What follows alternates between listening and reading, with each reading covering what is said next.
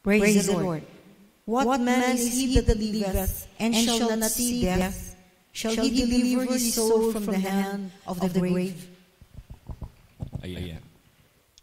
So, dalawa po ang subject dito. Ano ang tao na siya ay nabubuhay at hindi makakakita ng kamatayan? Tanong yan eh. Ibig sabihin yan, sinong tao dito na nabuhay at hindi makakakita ng kamatayan? That is question. And the Bible says, you are dust, and unto dust you will return. It is appointed unto man once to die. After this, the judgment. Life is like a vapor, appeareth for a moment, afterwards disappear. So, ibig sabihin yan, itong ating physical body, this will never last.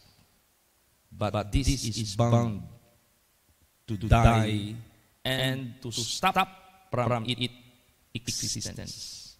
Praise the Lord. So walang tao na nabubuhay na hindi makakakita ng kamatayan. Kung sakaling hindi man siya makakita ng kamatayan sa physical, through rapture, pero hindi pa rin siya mag-last. Kasi babaguhin ka man from physical to spiritual body. So ang sagot niyan, no one can escape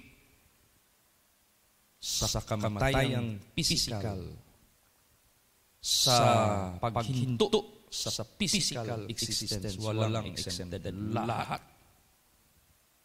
Ang ikalawang tanong, shall he deliver his soul from the hand of the grave? Soul ang pinag-usapan dito. Praise the Lord. Kaya niya iligtas ang kanyang kaluluwa mula sa libingan. Pagkaluluwa, ibang libingan. Kaya nga ang tawag sa impyerno, Hades, Hell, Hades. That is place of the dead. That is the grave. Not the grave of the physical body as we could see in cemetery dito sa lupa. That is another kind of burial for the second death. So yung first dito na binanggit, this is about physical death. Ang ikalawa dito na binanggit, this is about the second death or the spiritual death. Parehong tanong eh. Sino nabubuhay na tao na makaligtas sa kamatayan? Ano ang sagot? No one. Is there any hope? No. Kaya nga nung namatay yung anak ko na panganay, tapos nabalita yan ang aking mga barkada. Sumakay ako ng jeep, mayroon lang ang pupuntahan. Pagsakay ko doon sa likod, hindi ko napansin ang driver, barkada wala. Kababata ko dyan sa San Pedro when I was yet in my worldliness. Nag-drop siya ng pasahero. Tinawag niya ako. Chit! Lipat ka dito sa front. Dito. Biko, ay! Munching, ikaw ba yan? Oo, ako. Huminto siya nag-drop siya. At the same time, binababa niya ako. Nakahinto pa siya. Punta ako sa Francis. Alam niya na namatay yung anak kong panganay. Alam niya naging pastor ako. Alam niya naging alagad ng Diyos ako. Alam niya may pananampalataya ako kay Jesus. Alam niya ang aking pinalilingkuran Diyos. Pero sabi niya sa akin, Chit! Sabi mo buhay si Jesus. Bakit namatay yung anak mo? Anong sagot ko agad sa kanya? Hindi nangako ang aming Diyos na hindi na kami mamamatay. Yung sagot niyan, wala existed. Pero nangako siya ng buhay na walang hanggan. Praise the Lord! You should know how to answer that question. Ang ikalawang tanong, meron bang makakadeliver sa kaluluwa mo? mula sa impyerno? Yan ang ikalawang tanong. Ang tanong, sino? At ikalawang tanong, meron ba? Praise the Lord. Basahin natin. Psalms 49, 7 hanggang 9. Praise the Lord. None of them can by any means redeem his brother, nor give to God a ransom for him. For the redemption of their soul is precious, and it ceaseth forever, that he should still live forever and not see corruption. Yan ang sagot. Walang sino man makaredeem sa kanyang brother. Ibig sabihin, walang tao na makaredeem sa kanyang kapwa tao, sa kanyang kaluluwa doon sa kamatayan. Pero the redemption of their soul is precious. Praise the Lord. Ibig sabihin niyan, there is redemption. But precious. What do you mean of precious? Minsan sa Japan, doon kasi ginawa itong Yamaha organ eh. Sa Japan, doon yung magagaling na mga manunugtog ng organ. Pag makahawak yung expert nila magtugtog ng organ, gagawin nila yung organ na one-man band. Pag tugtog niyan, akala mo orchestra yung nag-perform. Pag tugtog niyan, akala mo maraming tao may hawak na instruments. Yung pala isang tao lang, ang galing. Ang problema, lalo na yung Yamaha na brand. Maraming interested kasi na-impress sila eh. Ang problema ngayon, pagtanong, how much is this? Mahal. They cannot afford. Precious. Grabe ka mahal. So hindi lahat maka-afford eh. Ganun din ang kaluluwa natin. Yes, merong redemption, pero precious. It cannot be bought by money. It cannot be bought by bullion of gold. It cannot be bought by any valuable things sa buong sanglibutan ito.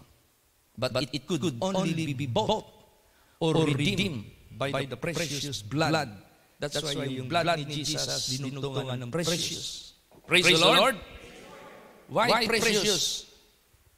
Kaya nga nung prayer mo ng mga Islam doon sa Zamboanga, na-aksidente yung relative nila, Brother Panyong, husband ni Sister Rose Olaso. Nagbili ng big bike o motor, sa lakas ng takbo, yung driver, pinsan ng may-ari, yung may-ari, sekretary ng gobernador, na relative ni Brother Panyong, nakasagupa ng motor din, dalawa rin, head-on collision. Ganun talaga. Patay yung dalawa na kasalubong nila. Patay yung driver dito. Kumatos yung nakaangkas na may-ari na sekretary ng gobernador. Pag sinabing kumatos, lying down on the bed without senses, but still breathing. Humihinga pero walang senses. He cannot see, he cannot hear. Walang sense. Kahit pakarutin mo yan. Inimita kami doon, pray. Pagpasok namin doon sa bahay, anong kagad sa akin si Sister Rose Olaso? Pastor Jane, mag-preach ka pa dito. Ibig sabihin, magbigay ka pa ng word of God dito. Pure Islam ito. Siguro gusto ni Sister Rose Olaso, wala ng preaching, pray diretso. Hindi ako nagsabi, hindi rin ako nagsabi yes. Sabi ko, dalhin muna ako sa pasyente. Pagdating namin doon sa pasyente, para ICU na yung room. Nandoon yung machine. Kasi ano yun ito, mga bilyonaryo itong mga taong ito. Mga milyonaryo. Yaman. Kaya nilang mag-hire ng nurse shifting 3 times a day. 8. Yung 24 hours, i-divide mo yan sa 8-3. So, 3 nurse kada araw nag-rotate yan, 24 hours. Na-sustain nila yan. Sa dami nilang pera kasi. Andun ako, nandyan na yung pasyente. Sabi ko, okay. Before ako mag-pray over, tayo lahat. Taas mga kamay. Pikit mga mata. Mag-pray tayo. Sinilip ko sila, walang nagpikit, walang taas ng kamay. Pagtapos kong pray, please be seated. Pagbigay ko ng Word of God. If you expect miracle this moment, expect it from heaven. No doctor, no physician, no magician can open his eyes, nor can bless him for his miraculous healing. But, since it is from heaven, can you afford his prayer? Mayaman yun eh. Kaya niyo siyang pamasahian to come down and bless your patient? Nangutla sila. Isip nila how much it will cost. Sakay ka lang ng rocket papuntang Mars. Ang mahal kaya $2 million. Isip-isip sila. Sabi ko sa kanila, stop thinking about that. You cannot pay God after all. But if you want God will come down from heaven, humble yourself. Magpakumbaba kayo sa presensya ng Diyos. Habang nagsabi ako, magpakumbaba kayo sa presensya ng Diyos. Yun na. Nagturo na sila doon sa pasyente. Sila lahat at tumingin doon. Na biglang bumukas yung mata ng pasyente. Gumanon. Tumitik sa akin, sa kanya, sa asawa, sa mga anak, sa kapatid. Gumaganon. Tapos maya-maya habang bigay ako ng preaching, gumaganon na yung kamay. Parang gustong maghanap ng tikla ng piano. Dalawa.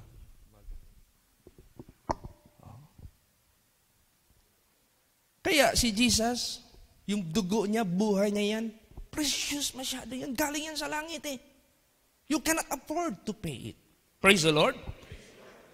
Kaya pag nakita nilang miracle, sabi ko, okay, taas ang kamay, pikit ang mga mata. Tanggapin niyo si Jesus Christ. Siya yung nagpagaling dito. Pagtingin ko sa kanila, parang mga Superman. Unat na unat yung mga kamay. Oh, bakit? Na-prove that our God is from heaven and He can come down. Whosoever will believe and humble themselves. If my people, yun yung preaching doon. There is only one God whom you acknowledge that there is Creator. Isa lang. It doesn't matter anong tawag niyo sa Kanya. But there is only one God who made the heaven and the earth. Humble yourself. Magpakumbaba kayo. Yun. By the grace of God. Tinanggap nila si Jesus Christ. Praise the Lord. If you will not receive Jesus Christ, you have no Father. Because I and my Father are one. Isa lang. If you see me, you see the Father. If you receive me, you do not receive me, but He who sent me. Praise the Lord. Ganun po. Kaya, walang sino man can redeem his brother. But, his redemption is precious. Si Jesus lang ang precious galing sa langit. Yung mga scientists, may makita lang na galing sa, nahulog dyan sa outer space na bato na tinatawag nilang meteor ba yan? Pag mapatunayan mo yan na ganon, benta mo yan sa kanila. Precious. Bato lang yan. Walang ginawa yan dito, kundi nahulog lang. Si Jesus ba kaya na mayroon siyang ginawa? Praise the Lord. Precious. Yes, there is redemption of our soul, but precious. Hallelujah. And He should still live forever and not see corruption. That describes Jesus, because Jesus never experienced corruption. Praise the Lord. Siya lang, wala ng iba.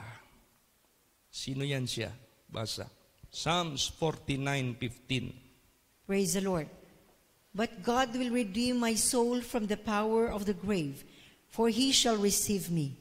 Wala nang ibang redeemer, si Jesus Christ lang. At sino siya? God. will redeem my soul from the power of the grave, and He shall receive me.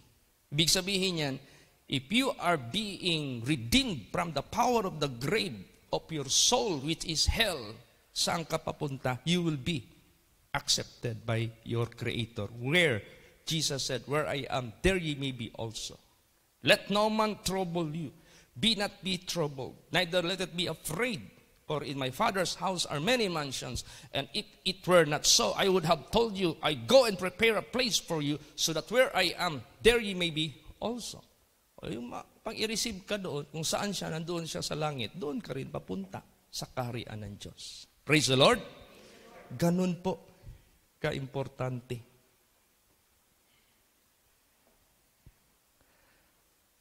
Alam natin lahat tayo temporary lang talaga dito. Praise the Lord. Pero meron talagang lugar na tayo ay doroon someday. Basa Job 30:23. Praise the Lord. For I know that thou wilt bring me to death, and to the house appointed for all living. Yan. Tingnan mo. Ibig sabihin yan, kung dinala ka na ng Diyos sa kamatayan sa physical, dapat nowhere for you to go anymore. Kasi nasa grave ka na eh. And how is it after the grave, after God brought you to the grave, to death of your physical, how is it there is journey? How is it there is direction? How is it there is a place for you to be there? Saan? To the house appointed for all the living. And who is the living? Jesus said, God is not the God of the dead, but He is the God of the living. God said, I am the God of Abraham, the God of Jacob, the God of Isaac. Kung magtanong ka, if God is the God of the living, He ought not the God of Abraham. He ought not the God of Isaac, nor Jacob, because they were already dead. And how is it God is still the God of those personalities? Because namatay man sila sa physical, because no one can escape from it, but buhay sila.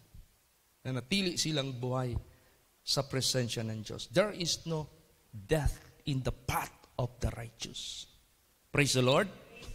Ganun ang kaibahan pag tayo ay na-redeem sa magitan ng precious blood of Jesus Christ. Kaya ingatan natin ito. You cannot find it in Mars. You cannot find it in Pluto. You cannot find it anywhere. You can only find that precious blood of Jesus from heaven who came down to earth. Precious masyado yan. Praise the Lord. Kaya anong sabi ni Lord Jesus Christ? Pag na-redeem ka na, nabalik ka na sa Kanya, anong instruction niya? Go and sin no more. How could you do? Living in the flesh and no more to sin. Anong gagawin natin sa sanglibutang ito? Kailan ba dumating ang sin sa buhay ng tao? Disobedience to the commandments of God. And God gave a chance by grace. Ang tao mapatawad pa. Ang tao mabalik pa sa Diyos. Now, kung nabalik ka na sa Diyos, after being forgiven, what will you do? So that death has no more power over you. Not physically, but spiritually. Anong sinabi ni Jesus Christ? Basa.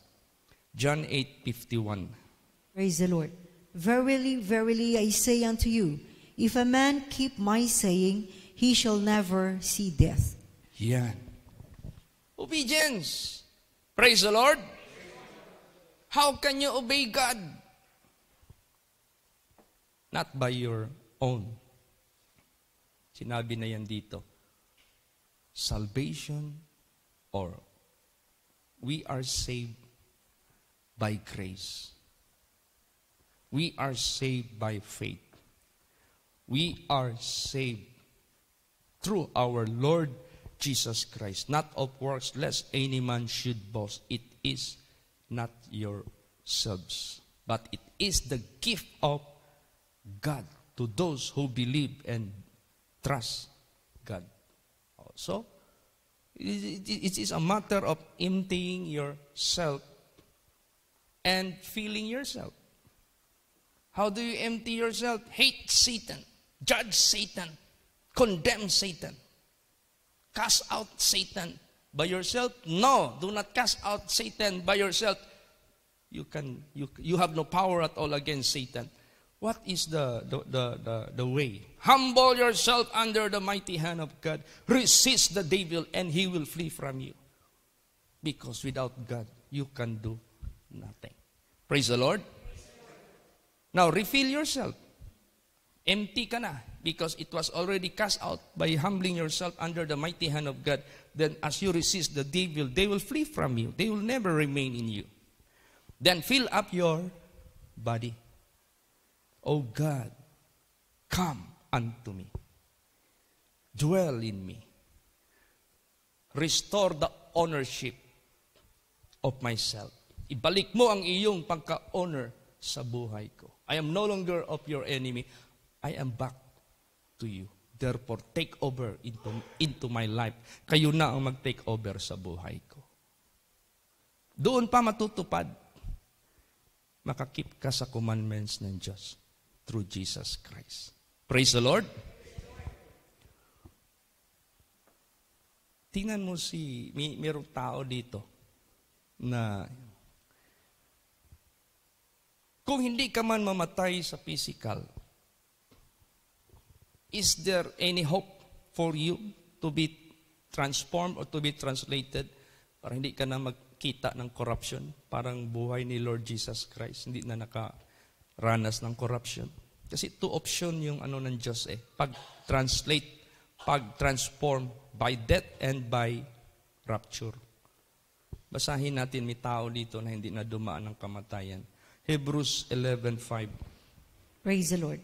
By faith, Enoch was translated that he should not see death, and was not found because God had translated him. For before his translation, he had this testimony that he pleased God. Yan, si Enoch was translated.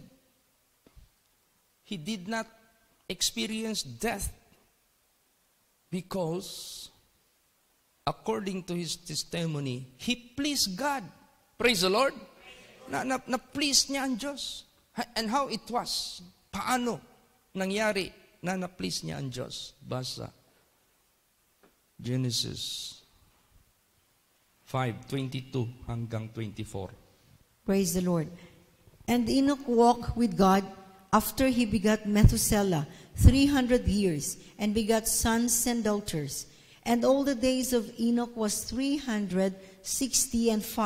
And Enoch walked with God, and he was not found, for God took him. Imagine how Enoch maintained walking with God, even though he lived 365 years in life. How Enoch maintained that walking with God. That's not a joke. Praise the Lord. Hindi yan joke. Hindi yan basta-basta, but he was able. What do you mean of walking with God? Walking with God is to agree with God. Do not disagree with God. If you agree with God, you go with His command. If you walk someone with you, kaya nga the Bible says, can two walk together except they agreed together? Ang dalawa ba ay magsasama kung hindi sila nagkaintindihan? Bakit may mga lalaki at babae na biglang nawala sa bahay? Sa magulang nila, na hindi pa naman sila nag-asawa. Yung lalaki sa magulang niya biglang nawala. Yung babae din doon sa kabilang parents nawala din. Bakit na-rapture sila? Hindi naman. Nagtanan. Bakit nagsama sila? Nagtanan. Because they agreed together.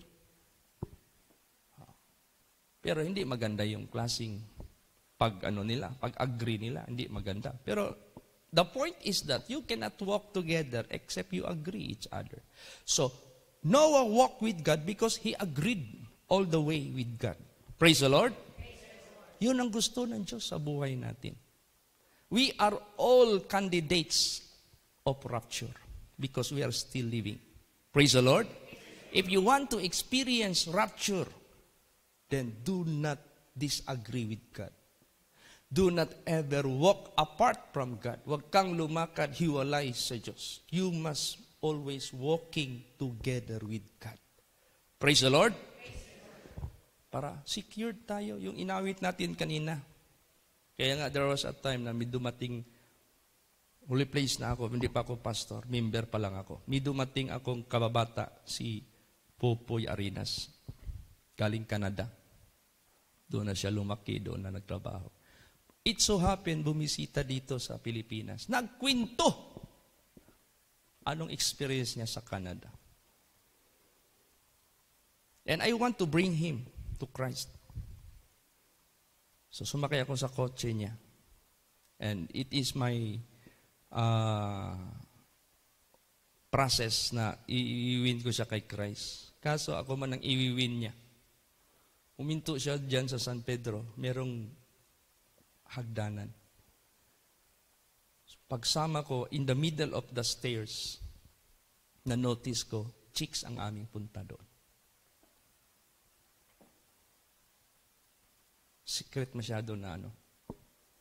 Sabi ko, Poy, sorry, I cannot go with you. I cannot agree with him. Praise the Lord. So if you agree with God, you walk with God. If you walk with God, you cannot walk at the same time walking with Satan. No man can serve two masters at the same time. Kaya nga, if you walk with God all the way. Till the end. Praise the Lord. Yun ang gusto ni Jesus Christ sa atin.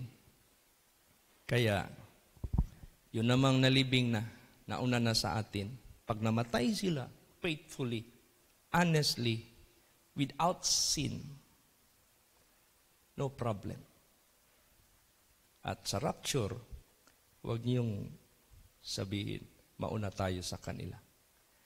They shall go ahead of us. Because they went ahead of us, pag rapture, they will never be left behind by those who are still alive. Neither we who are still alive will go ahead of them. They will be going ahead of us. Then tayo na. Praise the Lord. Basahin natin. Revelation 20 verse 6. Praise the Lord. Blessed and holy is he that hath part in the first resurrection. On such the second death hath no power, but they shall be priests of God and of Christ, and shall reign with him 1,000 years. Yeah. First resurrection. Why? Is there another resurrection? That we could say second resurrection? If there is first resurrection, there should be next resurrection. And we can say second resurrection. Para bang there is first death, the physical, and there is also a second death, which is spiritual. There is a first appearance, and there will be also a second appearance. The first appearance is to be born here on earth, and the second appearance is to face our Creator. Praise the Lord. If you died without sin, because you look to Jesus Christ, you will appear in the second time without sin unto salvation. So, yung mga nauna sa atin na mga kapatiran natin, mula kay Pastor Samuel Gabriel and the rest of his people, of his children, that are in the grave, we will not go ahead with them. Kasi sila yung nauna, sila rin yung unahin, dalhin doon sa kanyang presensya.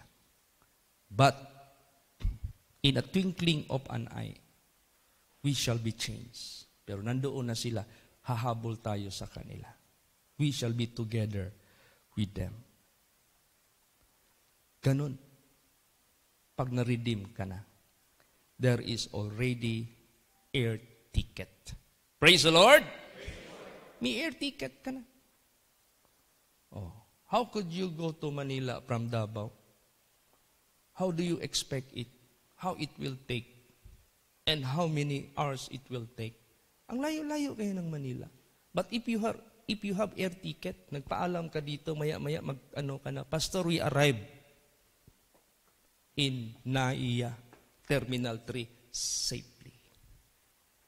Nag-usap lang tayo dito bago lang sila nagpaalam, tapos mamaya nag-text na doon na sila. Because they have air ticket. Praise the Lord. And how these airlines make booking, your name must be written in the manifest. Praise the Lord. Paano ma-manifest ka sa flight na yan? Ngayon, wala nang nagdadala ng ticket, hard copy. Sabihin lang ng teller o kaya yung attendant, Ma'am, what is your name? Do you have ID?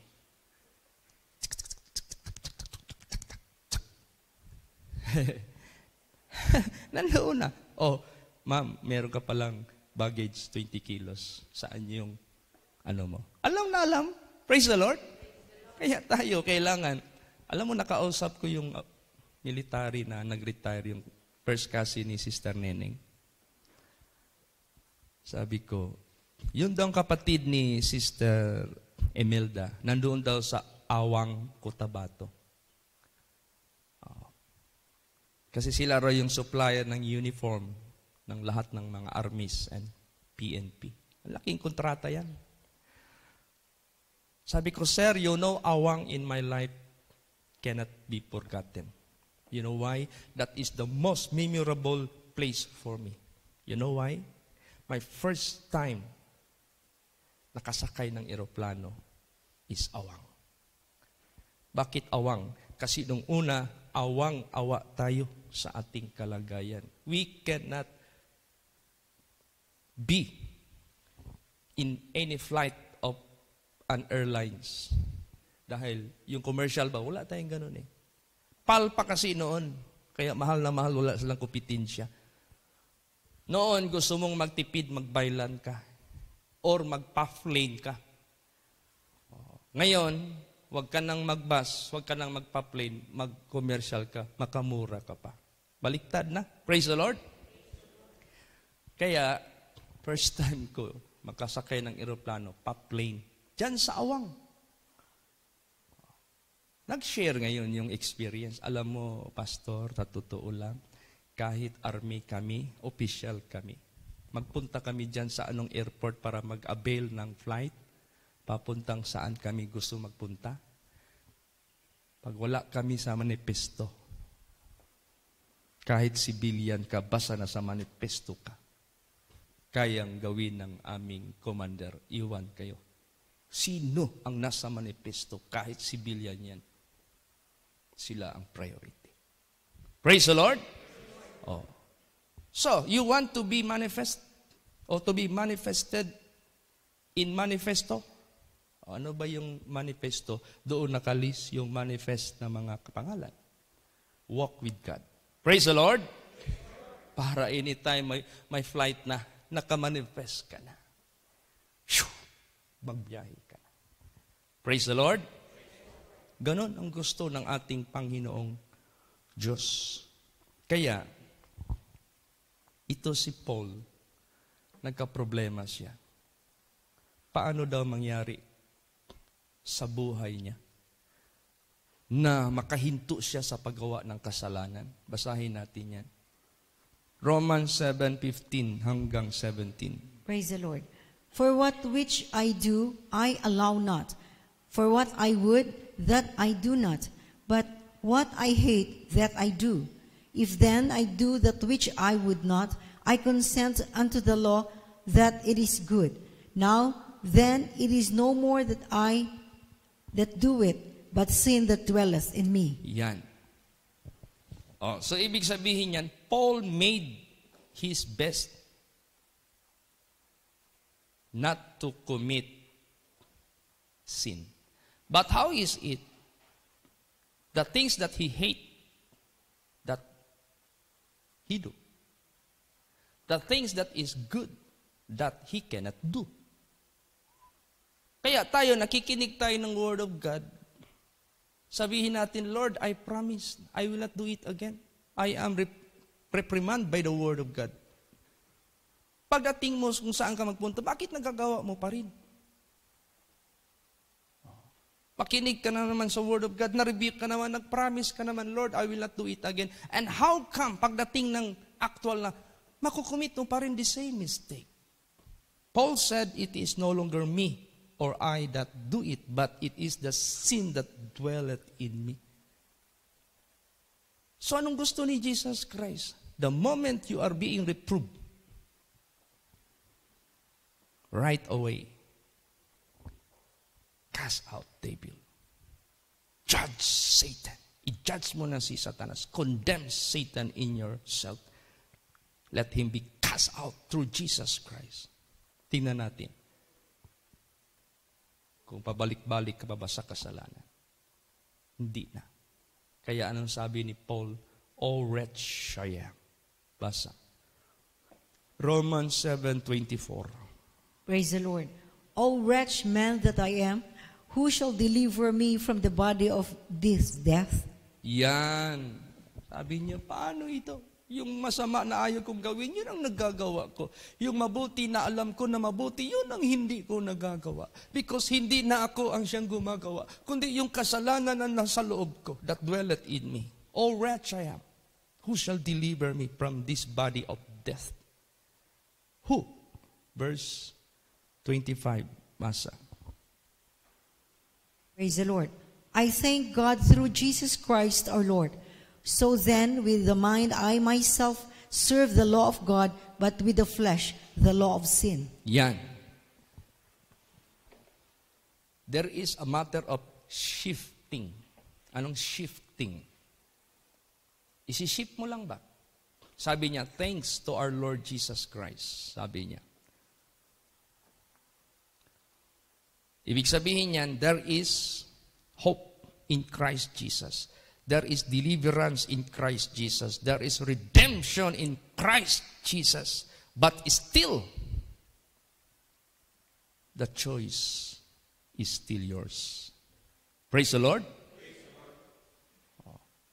Ang choice na rin, nandito pa rin sa atin. Kahit He made way for our salvation.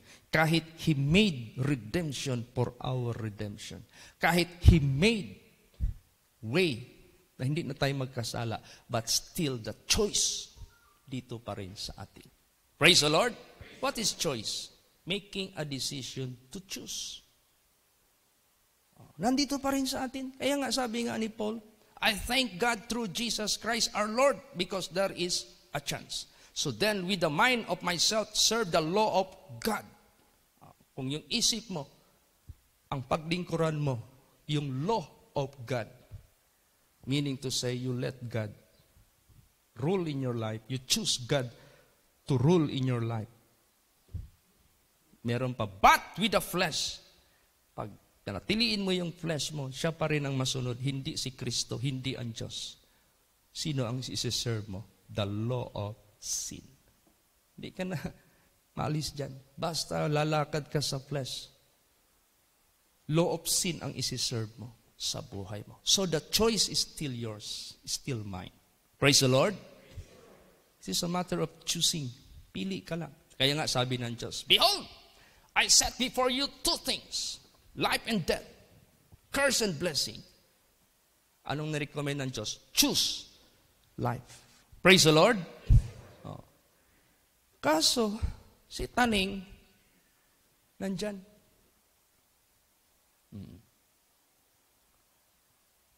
Huwag kang maniwala dyan. Enjoy yourself habang buhay ka. Hindi totoo yung kamatayan. Habang nabubuhay ka, samantalahin mo, enjoy yourself.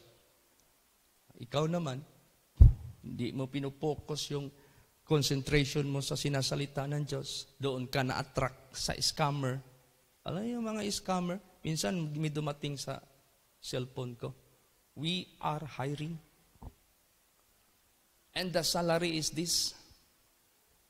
Sabi ko, kalokohan. Maya-maya, hindi ako nag-reply. You are hired already.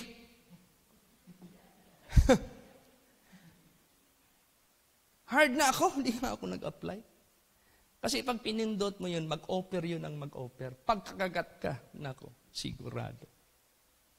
May scam ka talaga. Ganon si Satanas eh. Hindi ka ma-impyerno, walang impyerno, hindi ka mamatay. Tingnan mo, ganito. O naniwala naman doon si Eva. Kaya nga lagi ako mag-pray, Lord Jesus, cover us with your precious blood, guard us with your angels na walang makadisturbo sa mga hearers sa inyong salita. Baka baliktarin ni Satanas. You have to secure the hearers first. Praise the Lord. Do not just give the word of God without securing the entire people na nandyan. Secure mo muna para hindi sila ma-disturb sa word of God na kanilang tatanggapin. Kasi si Satanas, babaliktarin yan. I-deceive niya. Kaya nag-share sa akin si Pastor Ogi, Pastor Chit, June 15. Binigyan ako ni Jesus ng vision. May mga nakaputi. Biglang nagladlad ng pakpak. Isa dito. Napalibutan lahat itong ating sanctuary. Puro angels. Tapos sa labas, yung mga angels nandun din, napalibutan nila ang buong area. Tapos yung masamang espiritu nandun pa sa mas itaas. Kaya nga sinabi dyan power of the air, si Satanas. Ano pa? We do not fight against flesh and blood, but against principalities in high places. Nandun sa high places ang mga masamang espiritu. Gusto magdisturbo sa atin, they cannot. Bakit? Gi-pray natin sinicure natin Praise the Lord. Alam nyo ba yung pag-ask natin ng angel, nonsense yun? No. That's real. Para pag-dismiss ng mga anak ng Diyos, undisturbed yung na-receive nila na word of God. That should be done to the hearers. Kasi alam na natin ano ang strategy ng ating kaaway. Sabi ko, that is the real situation every time his servants will preach the word of God if the servant of God did ask that from God. Hindi lang natin nakikita, but in reality, ginagawa yan ng Diyos. Praise the Lord. Huwag natin kalimutan yan. Huwag niyo sabihin, balik-balik man yung closing ni Pastor Chito, lagi na lang palibutan ng anghel, balutin dugo. Of course. You should not forget that. Because our concern, not to be disturbed the hearers. Praise the Lord. Huwag natin kalimutan yan. That is not nonsense. That is what? Appropriate. That is what? The right move na gagawin natin. Kaya pasalamat tayo kay Jesus. Para yung makikinig dyan, hindi nila pipiliin yung flesh to serve sin.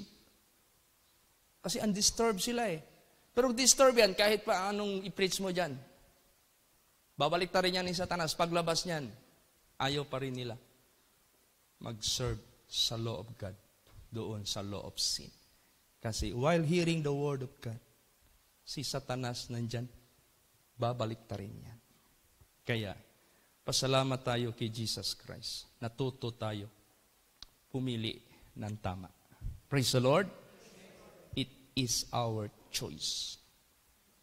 Ay, si Pastor Tam minsan, nag-voice tape yan kay Pastor Samuel Gabre. Pastor, ano ang gagawin ko? Babalik ba ako sa ministry o hindi? Si Pastor nag-reply. Pinakinggan namin ni Pastor Tam. Sabi ni Pastor, Tommy, it is not God to decide for you. Neither me to decide for you. It is you will decide for you. Praise the Lord. Hindi ang Diyos ang magdesisyon para sa iyo. Ni ako ang magdesisyon sa iyo. Ikaw ang magdesisyon para sa iyo. Yung nag-decide kagad si Pastor Tam. Okay. I resign. Umiyak ng hagulho si pastor kasi yung mentor niya na magpa-restore siya, wala na. Pero hindi ito tatag ng tao. Nandyan pa rin ang ating amo. Kaya siya yung nag-ano sa atin. Siya yung nag-ordain sa atin. Siya yung nagsabi, go to Manila. Tinan mo, nag-prosper, nagbunga. Hindi pa yun padala ng Diyos si Pastor Tam. Magbunga kaya ang Luzon? Magkaroon kaya ng San Roque? Magkaroon kaya ng mga kongregasyon? Mga na nagbunga? Ganon din sa amin dito. Magbunga kaya tayo? So, ibig sabihin yan, choose God. Praise the Lord. Not your flesh. Huwag yung laman natin ang piliin natin. O, anong gawin natin sa laman? Last verse. Galatians 2:20, para hindi tayo mag-serve ng law of sin. Praise the Lord. I am crucified with Christ. Nevertheless, I live. Yet not I, but Christ liveth in me. And the life which I now live in the flesh, I live by the faith of the Son of God, who loved me and gave Himself for me. Yan. Yung flesh natin. I am yung personality mo. Sinner. I am weak. I am imperfect, hindi sakdal. I am ungodly. I am, which is I am, is crucified with Christ. Kung si Kristo napako sa cross, doon sa cross na kamatayan ng mga people who committed crime, isali mo na yung sarili mo because you are one of those who committed crime, heinous crime in the eyes of God, which is death ang maging consequence. Penalty of death. Death sentence yan. Isali mo doon. Acknowledge it. I am crucified with Christ. Nevertheless, I live in the flesh. Anong gawin natin sa flesh? Yet not I, hindi na ikaw. Sa flesh, hindi na ikaw. But Christ lives in me. Praise the Lord. It is our choice. You choose Christ to be in you. You choose yourself to be crucified with Christ. Praise the Lord. So it is a matter of choice. Kaya minsan, bakit na impyerno siya? That is his choice. Bakit na langit siya? That is his choice. Praise the Lord. Yan. Kaya, what man is he that liveth and shall not see death? Shall he deliver his soul from the hand of the grave? Salamat tayo. Although we cannot escape from the physical death, but we shall be delivered, our soul, from the hand of the grave through our Lord Jesus Christ. Ito yung ipasa naman din natin sa maraming mga tao ngayon. Praise the Lord. So this work of the ministry na binigay ng Diyos sa atin, this is the greatest ever project which God did establish here on earth. Because it is not infrastructure of an airport, it is not an infrastructure of a city, it is not an infrastructure of any development of this world, but it is an infrastructure of eternal kingdom of God. And God will transport people from here to there. The greatest ever project of God. And we are employed of this project. You should know how to do this ministry. Mag-submit tayo sa Diyos. Let Him teach us. And be obedient. Every time you are being reproved, sundin lang natin siya. You will never be the same. But you will be a new creature. Praise the Lord. Kaya, i-pray natin this morning. May schedule kami sa Kalinan. In the evening, may schedule na naman sa Matina. Funeral service. Nag-text sa akin si Pastor Imelda. The only chance we can meet his brethren in Cotabato only tomorrow after the divine service. Because nung inopen niya ang kanyang ticket, binilhan siya ng ticket. Kaso hindi yung ticket Manila to KK. Ang biniling ticket sa kanya to catch the flight from Manila to KK ngayong 20, ang binili ng ticket sa kanya, Davao to Manila. So matutuloy siya. Praise the Lord. So the only way to meet his family there, and as she opened the matter, what will be our purpose of going there, is to preach the Word of God, they agree. They will receive the Word of God. Open. Praise the Lord. But the chance is so limited. So, shall we do the very thin chance to meet them? Or we will just let it go afterwards na lang? It is our choice. Praise the Lord. Let's pray for strength na ma-serve natin ang kanilang hinaing. Praise the Lord. Maybe if God's will, after having our divine service, after taking lunch, proceed. Pero back and forth yung gagawin natin. Kasi may biyahe pa tayo sa I cannot go directly from Cotabato because I have to rest even one day. We are still in the physical. We are not robots. Praise the Lord. Baka ma-shorten yung term natin. Diba nung namatay si Pastor,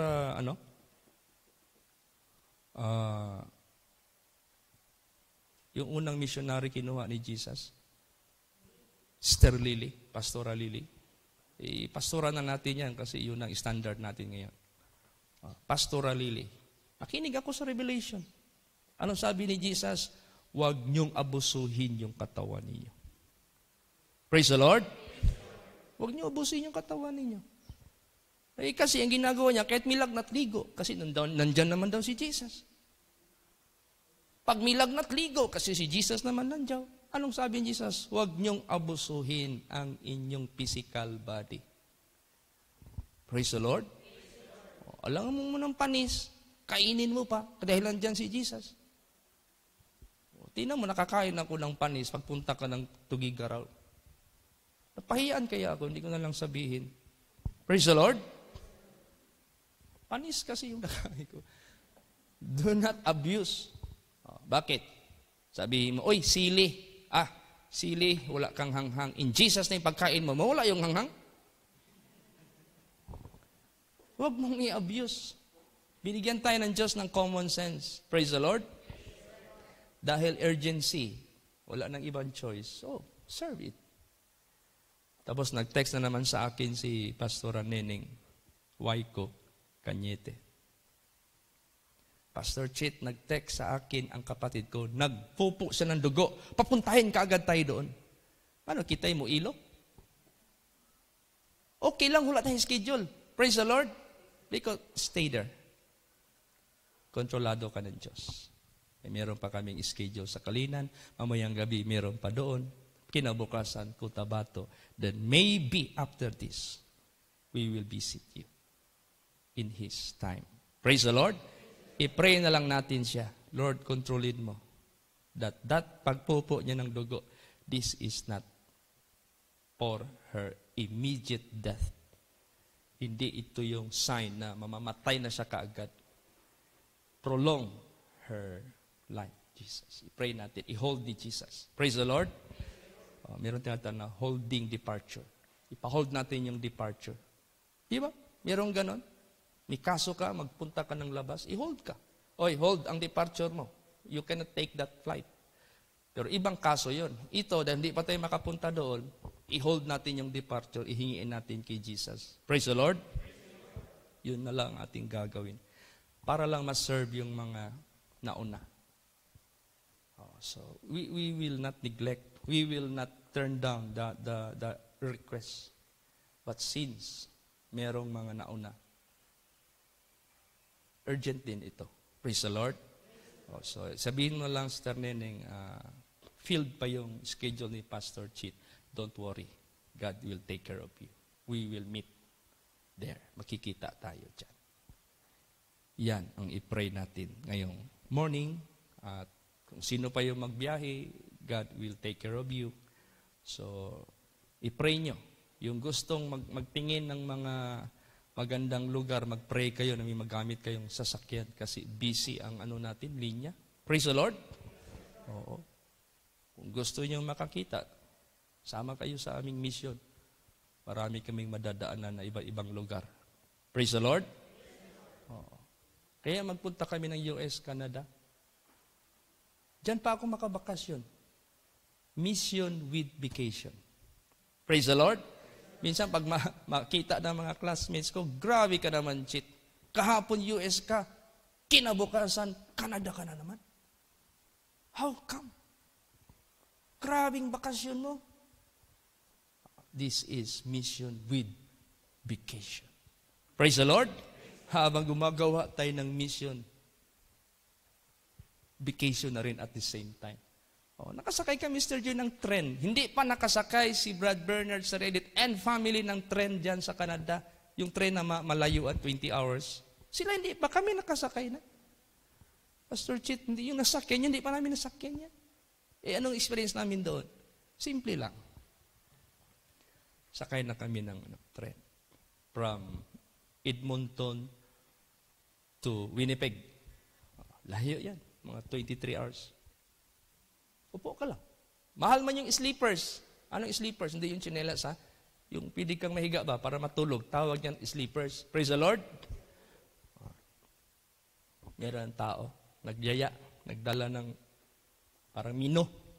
Lunch, lunch. Hey, lunch, lunch. Sabi ko, lunch. Hindi dumating yung order namin na lunch. Saan yung order natin? Wala man. Gutom na kami. Biko, punta tayo kung saan yung kusina nila para mag-request tayo ng lunch. Pagdating namin doon, 6 na bagon. Tumatakbo, ha? Kasi, yung bagon kasi, 1, 2, mataas yan Tapos pag exit mo doon sa end ng bagon, makita mo yung release, yung tumatakbo. Meron lang railings para hindi ka mahulog. Tawid ka naman doon sa kabila. 6 na tawid. Bago kami nakarating doon sa kanilang kainan. Daan pa kami ng elevated niya, rooftop, yung glass. Kung gusto mong mag-sightseeing ng mga stars, doon ka lang mag-table, magkain. Kita mo yung sky sa gabi. Gabi na kasi yan 6 na bago, nandun yung restaurant. Nakita namin yung mga tao doon. Halos mga matatanda, mga retirees. Tapos ang kainan doon, yung fine dining man, yung formal na formal talaga. Ang kainan nakakurbata pa. Magkailan nakakot and tie pa. Kami, simple lang. Opo kami. Nilagay ang mino. Pili ka agad. Libre to, kaya walang presyo. Ang mayroong presyo yung wine lang. Hindi naman tayo mag-order ng wine. Serve na. Ang sarap ng ang ganda, laki ng plato talaga. Anong unang step dito? Baka mapahiyaan tayo. Dad. Yung apron, Dad, ilagay mo natin dito. Ano pa? Dad, yung labakara dyan na hot. Baka, katulad kasi nung kain kami ni Pastor Samuel Gabre, inibita kami ni Mr. Teddy Lim, yung kaibigan ni Pastor Tam na mayaman. Pinakain kami sa aristocrat, dyan sa Rojas Boulevard, na malaking Chinese restaurant. First time kong magsama ng ganong kainan Fine dining din Alam mo, habang nagpipray si Pastor, isip ko, ay salamat, merong fresh lumpia. Umuusok pa. Kuha na akong knife kay gusto ko ng katayin. Mabuti na lang naunahan ako ni Mr. Teddy Lim, kinuha yung lumpia, ginanon, labakara pala. Na merong scent na hot towel pala para ipuna sa mukha mo, tapos hindi ka na maghugas, ganun sa kamay. Naku, mabuti, hindi ko na ganun. Ano kaya? mangyari. Mabuti na lang. Kaya tayo, pag sumasama tayo, huwag kagad-agad mag-aksyon. Praise the Lord. Hintay-hintay muna. Kaya doon sa tren, busog na kami ni Mr. Joy. Burp na kami.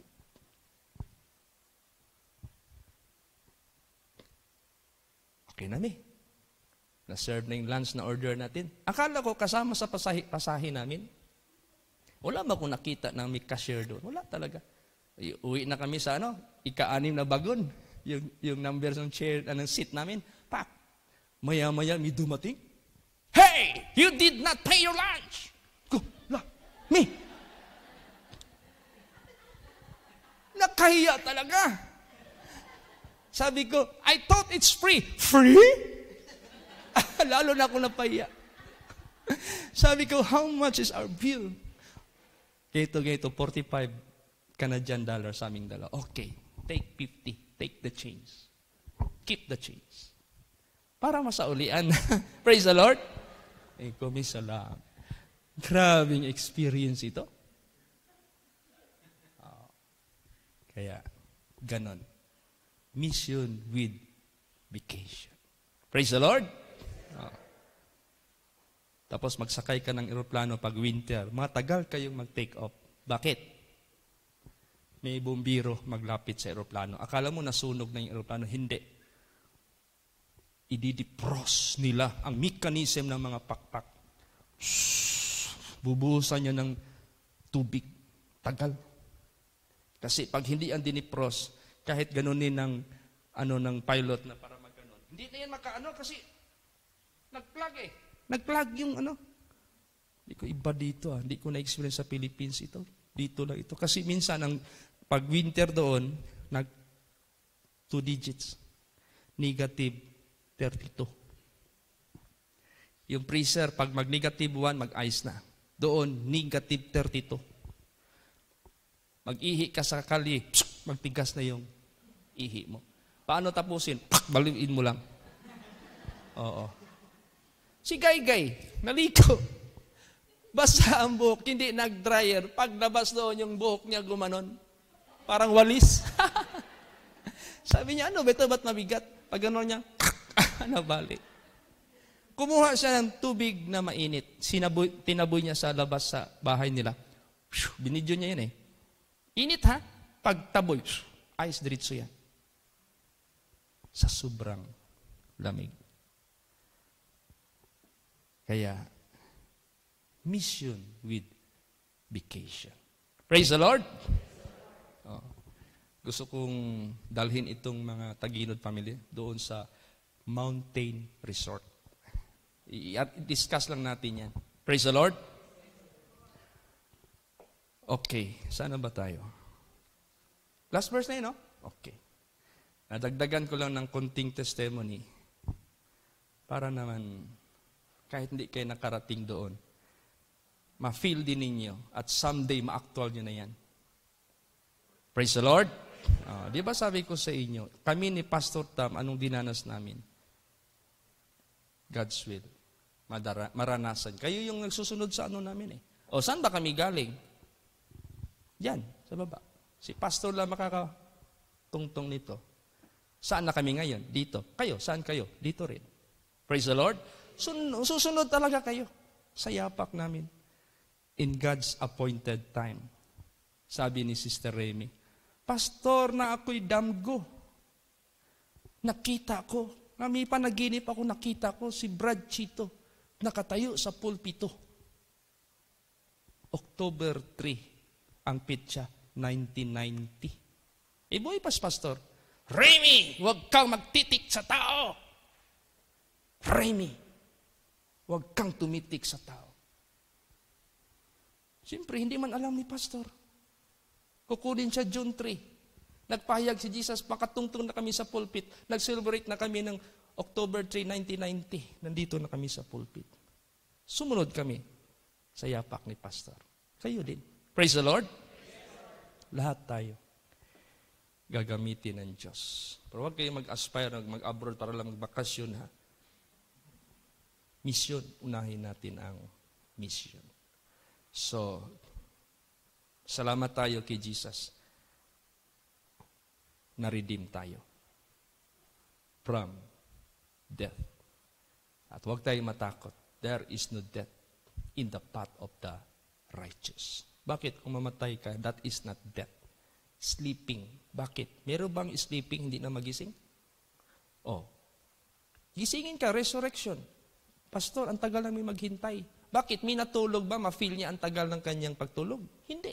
Kaya karamihan natutulog, pag gising, kumari, balik. Kasi kulang. Kahit gaano kahaba. Lahat ng namatay kay Jesus, hindi nila dama yung tagal ng paghintay nila. Gisingin na lang yun bigla. Kaya the Bible says, repent for the kingdom of God is at hand. Hindi natin dama ang tagal ng panahon. Tayo rin mga nabubuhay. The same. Praise the Lord. Kasi tayo po ang lahat.